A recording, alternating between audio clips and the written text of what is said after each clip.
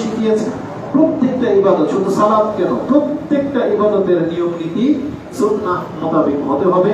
এই জন্য রাসূলুল্লাহ সাল্লাল্লাহু আলাইহি ওয়াসাল্লাম হজের ময়দানে বারবার বলছিলেন, খুযু আন্নী মানাসিকাকুম, তোমরা তোমাদের হজের নিয়ম নীতি আমার কাছ থেকে জেনে নাও। কুরবানির ব্যাপারে বলা হয়েছে, মান যাবাহা ক্বাবলা সালাহ ফাহিয়া লিনাফসি শাতুন লিনাফসি, এটা হচ্ছে নিজের পুষ্ট খাওয়ার বকরি। ওয়া মান যাবাহা বা'দা সালাহ ফাকাদ তাম্মা নুসুকাহু ওয়া সুন্নাতাল মুসলিমিন বা আসাবা সুন্নাতাল মুসলিমিন। আর যেই ব্যক্তি কুরবানিটা করলো নামাজের পরে, তার কুরবানিটা সঠিক হলো, কুরবানির নেকি পাবে এবং সে মুসলিমদের রীতিনীতির উপরে আছে। তাহলে নামাজ, কুরবানি, ঈদের দিন আপনার হালাল টাকার বিসমিল্লাহ বলে জমা করেছেন, শুধু একটা সুন্নাহ যদি ছুটে যায় তাহলে আপনার কুরবানি কবুল হবে না। তো বিষয়টা তো গুরুত্বপূর্ণ। তো মুহাম্মদ সাল্লাল্লাহু আলাইহি ওয়াসাল্লামের আনিত দ্বীনের উপরে থেকে ইবাদত করা, এটা হচ্ছে নাজাতের কারণ হবে। আর ভুল পথে যা তা ভাবে আপনি ইবাদত করবেন, এটা আল্লাহ আপনার কাছ থেকে কোনোদিন গ্রহণ করবে না। কারণ আল্লাহ আমাদেরকে দেখিয়ে দিয়েছেন একটা পার্সন যে তোমার আমল নেয়ার মতো হতে হবে। এই জন্য আল্লাহ কোরআন আমাদেরকে বলে দিয়েছেন, লাকাদ কানা লাকুম ফি রাসূলিল্লাহি উসওয়াতুন হাসানাহ। মুহাম্মদ সাল্লাল্লাহু আলাইহি ওয়াসাল্লাম যাকে শেষ নবী রাসূল করে পাঠানো হয়েছে, পৃথিবীবাসী তাকে মেনে নাও, তার মতো হওয়ার চেষ্টা করো, তার মতো আমল করতে হবে, না হলে কিন্তু তোমার আমল গ্রহণযোগ্য হবে না। এবং রাসূলুল্লাহ সাল্লাল্লাহু আলাইহি ওয়াসাল্লাম বলেছেন, পৃথিবীর সমস্ত ইহুদি নাসারারা জেনে নেয়, যার কানে মুহাম্মদ নামটা পৌঁছে গেছে, যে মুহাম্মদ সাল্লাল্লাহু আলাইহি সাল্লাম দুনিয়াতে এসে গেছেন, সে যদি আমার প্রতি ঈমান না আনে, লা ইউমিনু বি ইল্লা দাখালান নার, সে জাহান্নামে যাবে। ওয়ালাউ কানা মূসা হাইয়ান, তার রাসূল এই কথা বলেছেন, যদি মূসা আলাইহিস সালাম তিনিও যদি বেঁচে থাকতেন, তাহলে আমি মুহাম্মদ সাল্লাল্লাহু আলাইহি সাল্লামকে মেনে নেওয়া ছাড়া তার কোনো উপায় থাকতো না। তার মানে আমাকে শেষ নবী হিসেবে মেনে নিতেই হবে। তো আমাদেরকে আমাদের নবী মুহাম্মদ রাসূলুল্লাহ সাল্লাল্লাহু আলাইহি ওয়াসাল্লামের প্রতি ঈমান এনে সব কাজ করতে হবে, যেভাবে তার সুন্নাহ মোতাবেক আমাদের কাছে পৌঁছেছে। তাহলে এটা এই আয়াতের সাথে আজকের খুতবার সম্পর্ক হচ্ছে ভিন্ন, কিন্তু আমি এখানে উল্লেখ করে দিলাম যে আমল কতটা সেনসিটিভ, এটা আজকের খুতবার সাথে মানে পরোক্ষভাবে জড়িত। সেটা কাদের জন্য? পাপীদের জন্য। যেখানে একটা লোক পাপ করতেছে না, নেকির আশায় সালাত পড়তেছে, সিয়াম রাখতেছে, কিন্তু সেটা সুন্নাহ মোতাবেক না হওয়ার কারণে আল্লাহ তাকে জাহান্নামে বলেছেন। আর যে ব্যক্তি বেনামাজি, নামাজই পড়ে না, বরং পাপের জীবনে লেগে আছে, তাহলে তার রেজাল্টটা কি হতে পারে?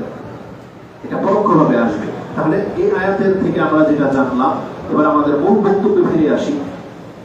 আমল হলো মূল, যেটার উপরে বিচার করা হবে। এই আমল দিয়ে জান্নাত নির্ণয় করা হবে এবং আমলের ভিত্তিতেই জাহান্নামের সিদ্ধান্ত নেওয়া হবে।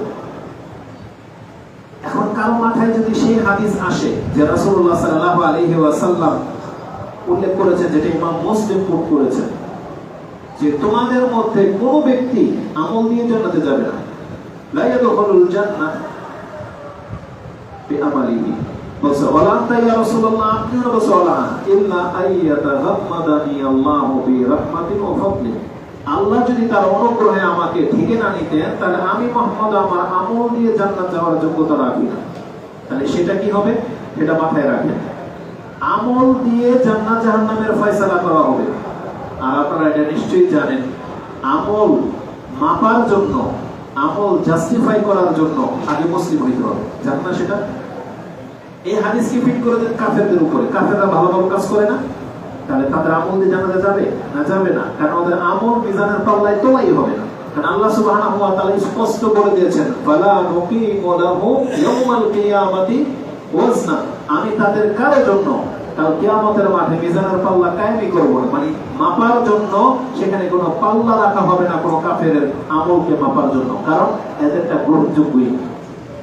তাহলে ঘুরে ফিরে এবার আসেন, তাহলে আমরা এখন ইবাদতের যোগ্য, কারণ আমরা মুসলিম হয়েছি। এখন আমাদের আমল কিন্তু ধরা হবে। আমরা যা করি না কেন, তার ছোট্ট একটা কাজকেও তুচ্ছ-তাচ্ছিল্য করা হয়নি, সেটা কাউন্ট করা হচ্ছে, লিখা হচ্ছে। এটা আজকের বক্তব্যের মূল বিষয়।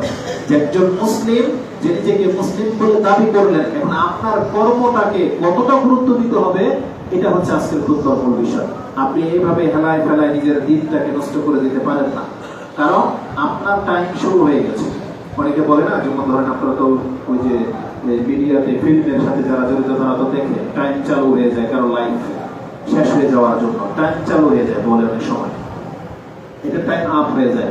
গেমস এর মধ্যে এটা থাকে, টাইম শুরু টাইম শেষ, তাই না? তাহলে আমাদের আমলের টাইম শুরু হয়ে গেছে। যেই দিন কোনো ব্যক্তি বলবে লা ইলাহা ইল্লাল্লাহ, ওই দিন থেকে তার প্রত্যেকটা জিনিস হয় পাপের হবে, না হয় নেকির হবে।